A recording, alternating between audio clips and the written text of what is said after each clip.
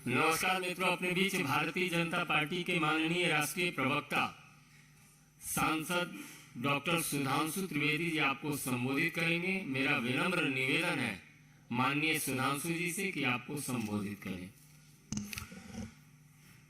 मित्रों, आज छत्तीसगढ़ के राजनांदगांव में कांग्रेस की महापौर की उपस्थिति में एक बार पुनः हिंदू देवताओं और देवी देवताओं के प्रति अपमानजनक टिप्पणियां करने का प्रकरण प्रकाश में आया है।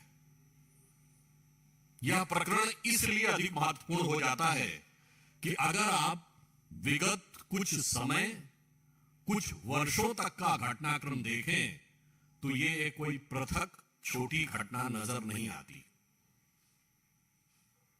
आपने देखा कि अभी कुछ ही दिन, 2 दिन पहले की बात है, जब कांग्रेस पार्टी के कर्नाटक के पूर्व कार्यकारी अध्यक्ष ने हिंदू शब्द के लिए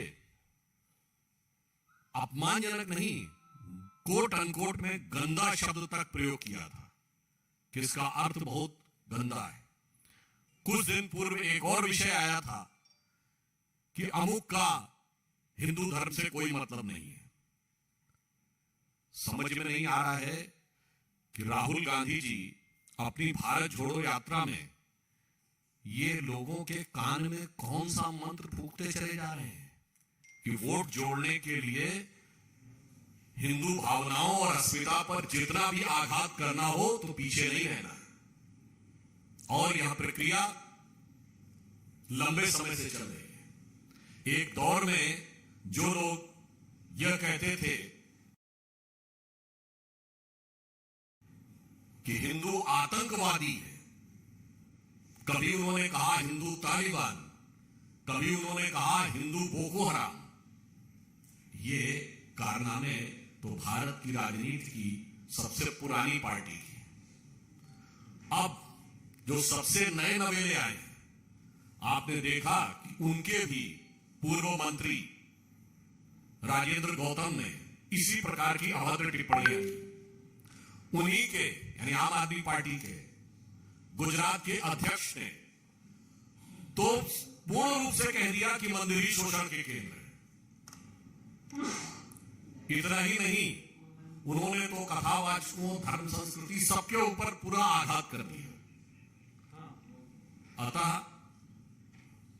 अत्यंत कष्ट का विषय है कि भारत की स्वतंत्रता के अमृत महोत्सव वर्ष में ये कितना विष भरा हुआ है। ये सेकुलर राजनीति के जो प्रवर्तक हैं, चाहे वो सबसे पुराने हो या सबसे नए हो, उनकी फितरत नहीं बदली है। फितरत केवल ये है कि सेकुलरिज्म का अर्थ हिंदू धर्म के प्रति घृणा और अपमान के भाव की अभिव्यक्ति करना। और अधिक दुख का विषय यह है कि वह संस्कृति जिसके लिए देश ही नहीं विदेश में क्या कुछ कहा जाता है। मैं कांग्रेस के नेताओं से कहना चाहूंगा, साहब आपकी अध्यक्ष रही हैं एनी बेसेंट, उन्होंने हिंदू धर्म के बारे में क्या कहा है। उन्होंने कहा such a philosophic, such a scientific, such a spiritual, the deep you go, the deep you love, the intense you will go, the intense you will respect. Arthur Schopenhauer ने कहा कि ये मनुष्य के ज्ञान की पराकाष्ठा है, जर्मन फिलोसोफर था।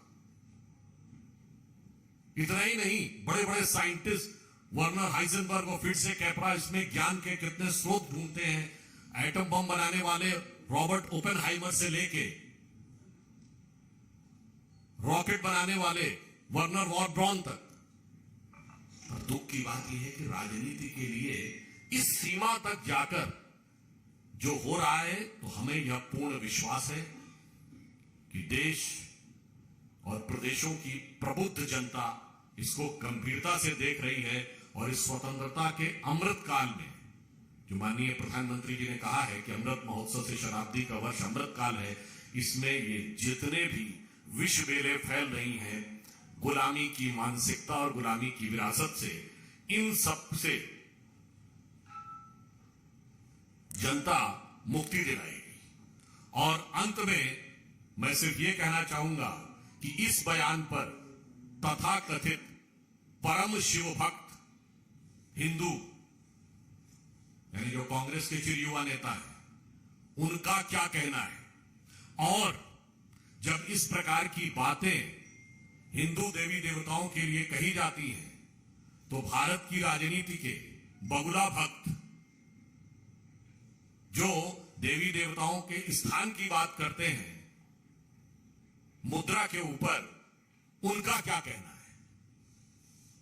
और मुझे आशा ही नहीं पूर्ण विश्वास है यदि आप सभी पत्रकार उनसे यह प्रश्न पूछेंगे तो आप देखिएगा कि उनके दोहरा चरित्र उभर कर सामने आ जाएगा। जब यह पार्टियां एक तरफ दूसरा आवरण मुखौटा और दूसरी तरफ दूसरा मुख लेती हैं तो यह विषय सिर्फ हिंदू समाज के विरोध का नहीं है, यह विषय सिर्फ भारतीय समाज को छलने का नहीं है, यह विषय भारत की राजनीति में विश्वसनीयता के संकट का भी। इन्हीं कारणों से नेताओं के प्रति विश्वसनीयता कम होती है। तो जो कोई भी यदि यह पंक्ति कहना चाहूंगा कि हिंदू हितों का हनन पंथ निरपेक्षवाद यदि करता है तो समझो भारत के मर्म पर आघात वह करता है। धन्यवाद।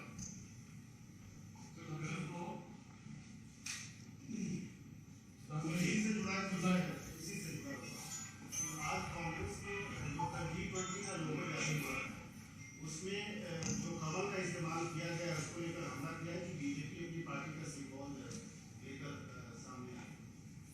देखिए, कमल आज से हजारों वर्षों से भारत और भारतीय संस्कृति में सबसे महत्वपूर्ण है। कोई भी पुष्प, अरे भाई उनको ध्यान नहीं है, कबीर के भजन में अष्ट कमल दल चरखा सोहे पंच तत्व गुण कीनी चदरिया, ये राम नाम रस बीनी चदरिया। वैसे उनको कष्ट भले ही हो, परंतु यह सत्य है कि यदि हमें इंटेलेक्चुअल सुपर पावर बनना है या इकोनॉमिक सुपर पावर बनना है तो लक्ष्मी जी भी कमल पर विराजती हैं और सरस्वती जी भी कमल पर विराजती हैं। तो जो कमल का विरोध करने की बात करते हैं तो ये निश्चित रूप से भारतीय संस्कृति और हिंदू धर्म के प्रति एक और अवमानना का प्रतीक है। अब यदि मैं उनसे पूछना चाहूं, किसी जमाने में कांग्रेस का चुनाव चिन्ह गाय बछड़ा होता था तो गाय भारतीय संस्कृति की प्रतीक नहीं थी। और यहां पर विषय फिर एक बार संवैधानिक विषय पर राजनीति करने का है। भारत का राष्ट्रीय पुष्प क्या है? हम सब ने पढ़ा है स्कूल में, राष्ट्रीय पुष्प कमल है। मतलब राष्ट्रीय पुष्प होगा और उसके ऊपर आपको राजनीति नजर आएगी। यह दर्शाता है कि राष्ट्र और राष्ट्रवाद के किसी भी तत्व के प्रति आपके मन में कितनी अवमानना है और उसको लेट डाउन करने के लिए आप किसी भी सीमा तक जाने को तैयार हैं। और अधिक उल्लेखनीय बात यह है कि ये भारत के राष्ट्रीय पुष्प के रूप में कमल या लोटस का चयन जब हुआ था तो किसकी सरकार थी? अपने ही। चलिए, हमारे प्रति तो आपके मन में जो भाव है, अरे अपने पूर्वजों के कार्य के प्रति तो थोड़ा सम्मान रखिए। मुख्यमंत्री अरविंद केजरीवाल कह रहे कि यदि वो चोर या भ्रष्ट हैं तो उनको जेल में क्यों नहीं डाला जाता? उनकी कितनी बातों का जवाब दिया जाए। यदि भारत की राजनीति में पल पल परिवर्तित प्रकृति वेश का कोई उदाहरण है तो विगत 8-9 वर्षों में केजरीवाल जी।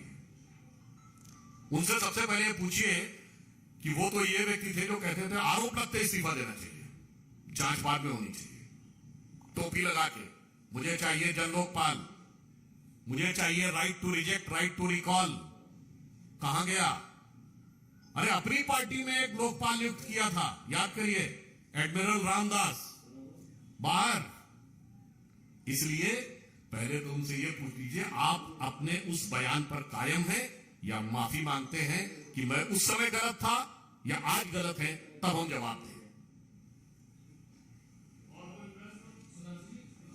भारतीय नाविक इकटेरिया जिन्हीं में उनको डिटेन किया गया है, भारत के नौसेना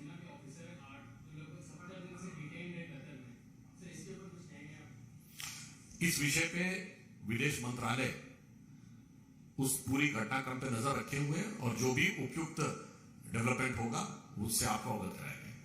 सर, एक राहुल गांधी ने ट्वीट किया है और कहा है कि मजबूरी डर बने और डर नफरत में तब्दील हो। लोग उलझ रहे हैं और हम दो हमारे दो का राज चलता रहे। भाजपा की विभाजनकारी नीतियों का यही मकसद है। उन्होंने जो शब्द बोला है, कालक्रम के अनुसार शब्द का कितना अर्थ बदल जाता है। उनके स्वर्गीय पिताजी ने यही शब्द भारत की संसद में बोला था, हमारे ही लिए बोला था। तब हमारे दो सांसद थे, क्या मजाक उड़ाया था कि हम दो हमारे दो, मतलब अटल जी अडवाणी जी दो नेता और दो सांसद।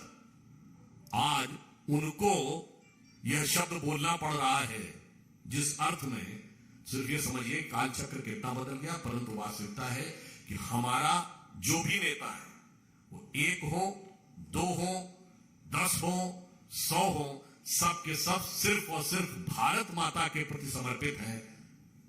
उनके जितने भी नेता हैं वो सिर्फ परिवार के प्रति समर्पित हैं, क्योंकि हमारी हर कार्यक्रम में प्रधानमंत्री जी हो, राष्ट्रीय अध्यक्ष जी हो अथवा अन्य कोई भी नेता, तो एक ही नारा लगता है, भारत माता की जय और वंदे मातरम। और उनके यहां नेताओं की जिंदाबाद लगता है।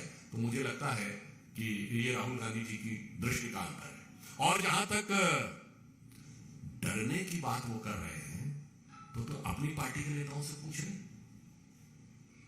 विगत 7-8 वर्षों में जिन्होंने पार्टी छोड़ी है, उन्होंने क्या क्या अपमान तिरस्कार का आरोप नहीं लगाया है। और यहां पर एक और बात कहना चाहें, वो यात्रा निकाल रहे हैं तो वो कौन सा डर है जिसकी वजह से हिमाचल तो वो गए नहीं, गुजरात भी जा रहे हैं, ऐसी कोई सूचना आ नहीं रही है। हम यह भी पूछना चाहते हैं कि वो कांग्रेस जो अपने को गांधी जी की का एक में one and only exclusive copyright holder मानती है, गांधी के धाम में यात्रा क्यों नहीं जा रही है?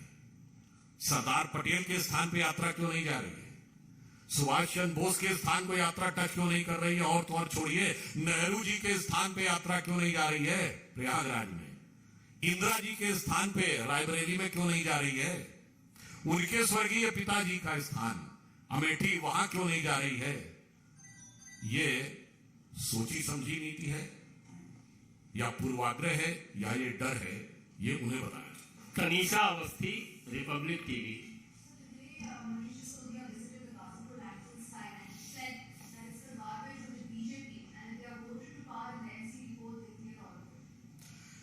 As far as the garbage is concerned, the Delhi which has been converted into a gas chamber, the Yamuna which has been overflowing with the froth of pollution, reminds us these were the same fellows who have promised that within few years we will clear the Yamuna.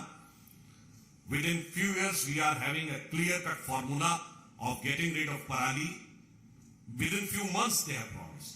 And they said that we will get rid of the pollution of the Delhi, but unfortunately they are having no solution at all other than one and only involvement in the corruption. So is the case, nothing but to divert the attention from the basic issue.